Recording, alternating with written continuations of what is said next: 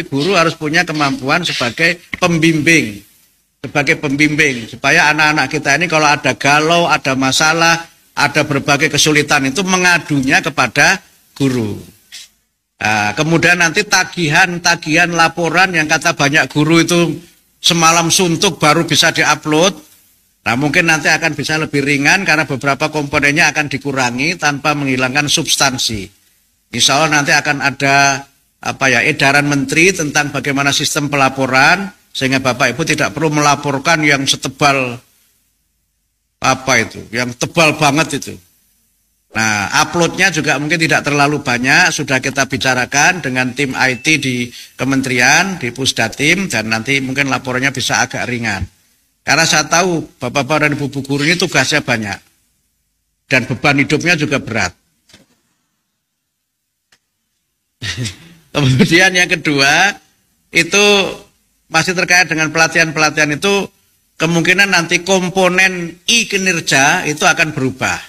Selama ini kan I-kinerja itu hanya mengajar tatap muka dan pengembangan potensi dari seminar yang macam-macam itu kan, yang banyak dosen yang menjadi pengepul sertifikat. Pengepul itu di atasnya pengumpul. Padahal itu nilainya kan nggak tinggi, sehingga nanti mungkin ada bagian dari tugas bimbingan itu yang kita hitung sebagai bagian dari berapa jam tatap muka, semuanya keseluruhan 24, tapi tidak selalu 24 itu dari jam tatap muka.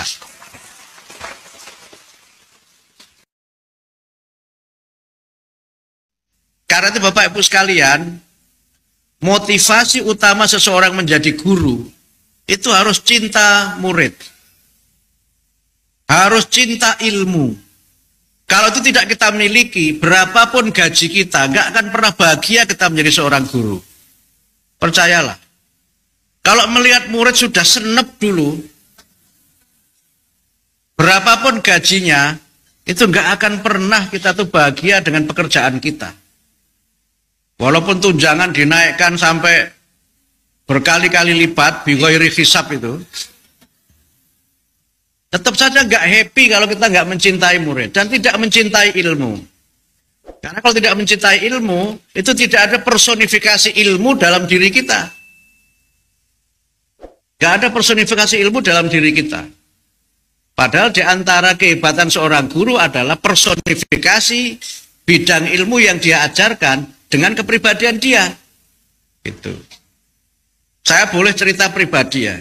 Cerita pribadi. Saya jadi dosen itu sekarang sudah 31 tahun. Saya pertama kali jadi dosen tahun 93. Sekarang 2004. Selama 31 tahun saya mengajar, saya tuh marah di kelas itu hanya satu kali saja. Itu pun saya menyesali kemarahan saya itu. Saya waktu itu masih ngajar di Semarang. Saya harus datang dari Jakarta. Untuk ngajar itu saya harus bangun sebelum subuh. Karena saya harus ikut pesawat penerbangan yang pertama. Saya ngajar, mahasiswa itu nggak memperhatikan. Saya tanya, dia malah balik nanya. Pertanyaannya tadi apa, Pak? Marahlah saya suruh dia keluar. Begitu dia keluar, dia banting pintu kelas itu, der gitu. Begitu dia banting pintu itu, saya merasa dia membanting hati saya. Kemudian saya pulang, saya cerita ke istri saya pengalaman saya itu. Saya kalau ada gundah-gundah itu mengadunya ke istri.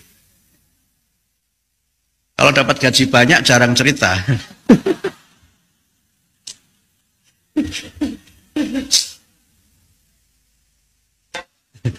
Istri saya membenarkan yang saya lakukan. Bapak benar, Bapak enggak salah.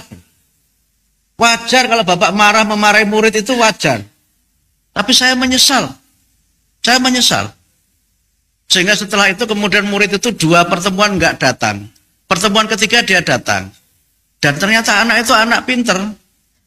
Ketika mengerjakan soal itu bagus. Sehingga dia tidak memperhatikan saya itu. Mungkin karena mengajar saya tidak ada yang menarik lagi. Sudah dia ketahui sebelumnya untuk apa saya menghabiskan waktu mendengarkan dosen yang enggak jelas ini. Kira-kira begitu dalam hati dia itu. Sehingga saya muhasabah. Kan ada kan dosen yang hanya sekedar datang merasa ilmunya paling tinggi kan ada. Nanti mahasiswa juga paling ngikut apa yang kita katakan. Padahal belum tentu juga. Mungkin sebagian guru juga ada yang begitu. Terutama guru matematika kan nggak perlu pengembangan. Guru matematika mana ada pengembangan, nggak ada, rumusnya juga itu aja.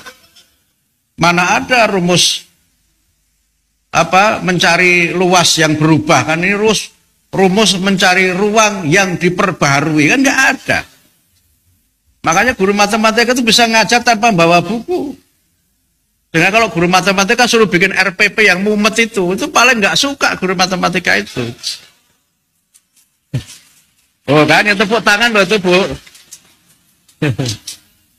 Oh, ngapain mau ngajar begini aja kok pakai persiapan macam-macam. Mau begini aja juga murid saya jadi menteri, kira-kira begitu. Kira-kira begitu. Tetapi saya tidak marah ke murid itu berikutnya. Dia datang dan nilainya bagus. Tapi kemudian setelah sekian lama saya sudah lupa dengan dia. Kemudian waktu saya masih di BSNP Pak Iwan, ada acara Kemendikbud di salah satu hotel di Jakarta. Saya karena nunggu acara begitu, kemudian tiba-tiba ada anak muda mendekati saya. Mendekati saya, "Bapak Pak Mukti ya?" "Iya." "Kamu siapa?" "Saya mahasiswanya Bapak." "Mahasiswa saya di mana?" "Dulu Pak waktu masih di IAIN Semarang." Oh, rupanya dia mahasiswa saya yang saya marahi, saya suruh keluar kelas itu. Di situ dia disuruh berperan sebagai tukang baca doa di kementerian itu. Itu. Jadi rupanya dia anak pinter memang. Sayanya aja nggak pinter gitu. Merasa hebat sebagai dosen, terus muridnya suruh dipaksa mendengarkan yang nggak mutu itu. Sejak itu saya nggak pernah main-main. Saya sejak itu senakal apapun mahasiswa saya anggap sesuatu yang jenaka saja. Itu. Sudah mau kuliah, sudah mau keluar dia baru datang. Saya bilang Anda datang tepat pada waktunya. Saya bilang begitu aja. Dia cengar-cengir aja, saya bilang begitu kan. Kenapa? Datang untuk pergi gitu. Ini bukan judul lagu loh itu. Datang untuk pergi itu gitu. Itu biasa aja gitu. Dan akhirnya ya mohon maaf saya cerita ini di banyak tempat, dan saya suatu saat datang acara, ada seorang kawan saya ujian di UGM, promosi doktor, ujian terbuka. Kalau saya datang situ, terus tiba-tiba ada perempuan mendekati saya. Yang tadi mahasiswa itu laki-laki yang tadi, yang ini perempuan.